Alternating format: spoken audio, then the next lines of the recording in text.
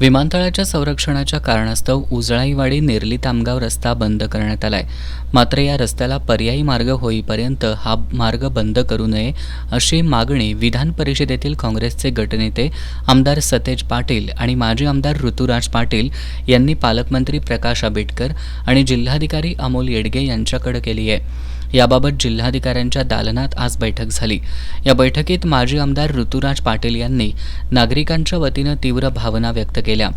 नेरली तामगाव मार्गाचा वापर उजळाईवाडी आणि कोल्हापूर परिसरातील नागरिक हुपरी आणि MIDCकडे जाण्यासाठी करतायत, पण हा मार्ग बंद केल्यानं आणि पर्यायी मार्ग नसल्यानं हुपरी आणि MIDCकडे जाण्यासाठी दूरच्या अंतरावरून जावं लागणार आहे.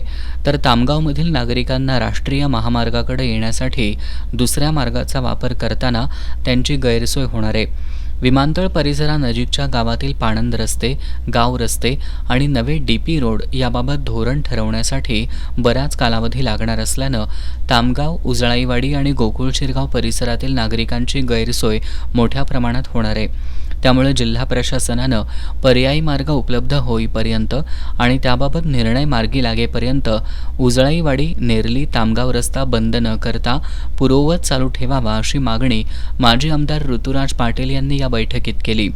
या बैठकीत नेरली तामगाव इथल्या नागरिकांनी देखील तीव्र भावना व्यक्त केल्या. आम्ही जमिनी दिल्या आणि आता जनता गई भाड में अशा प्रकारे शासन वागतंय अशा भावना नेरली तामगावच्या नागरिकांनी व्यक्त केल्या. माजी आमदार ऋतुराज पाटील त्याचबरोबर स्थानिक नागरिकांच्या भावना जाणून घेत पालकमंत्री आंबेडकर यांनी 15 मे रोजी केंद्रीय नागरी विमान वाहतूक राज्यमंत्री मुरलीधर मोहोळ कोल्हापूर दौऱ्यावर येणार आहेत. त्यावेळी त्यांच्यासोबत चर्चा करून किमान या मार्गावरून हलकी वाहनं सुरू करण्याबाबत निर्णय घेऊ असं आश्वासन दिलं. मात्र याबाबत येत्या 15 तारखेपर्यंत निर्णय न झाल्यास सरकारच्या विरोधात आमची भूमिका असेल असा इशारा माजी आमदार ऋतुराज पाटील यांनी दिला. 15 तारखेला मुरलीधर मोहोळ साहेब येणार आहेत आणि ते आल्यानंतर किमान लाईट व्हेकलच्या ट्रान्सपोर्टसाठी तरी हा रस्ता चालू करावा. हेवी व्हेकल्स असतील त्याला तुम्ही ऑल्टरनेटिव्ह द्या, काय दुमत नाही. कारण अनेक लोक हे तामगाव परिसरातले असतील, हालसोडे असेल, नेरली असेल, विद्यार्थी हे आज उजळाईवाडीमध्ये शिकायला जातात. उजळाईवाडीमधले काही ग्रामस्थ आज जनावरं घेऊन तामगावमध्ये येतात. अशा अनेक अडचणी आज ह्या सर्वसामान्य लोकांना इथं या ठिकाणी पुढे जावं लागते.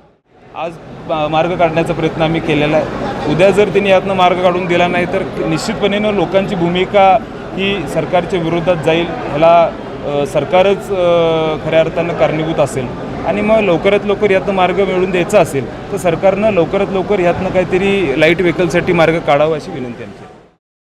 यावेळी कोल्हापूर विमानतळ प्राधिकरणाचे संचालक अनिल शिंदे, प्रभारी पोलीस अधीक्षक निकेश खाटमोडे, गोकुळचे संचालक प्रकाश पाटील, गोकुळ शिरगावचे सरपंच चंद्रकांत डावरे, साताप्पा कांबळे, विकास पाटील, राजू माने, रणजित पाटील, लक्ष्मण हराळे, विश्वास तरटे यांच्यासह उजळाईवाडी, नेरली आणि तामगाव ग्रामस्थ उपस्थित होते.